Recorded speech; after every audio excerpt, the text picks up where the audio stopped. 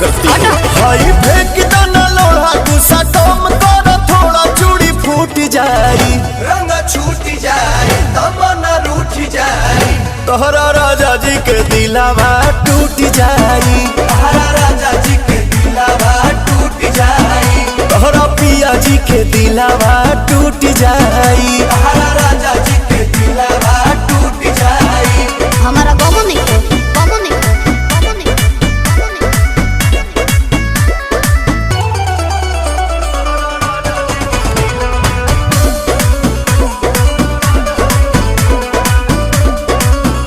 खिसियालू कहे रिसियालू कहे गरम आलू तो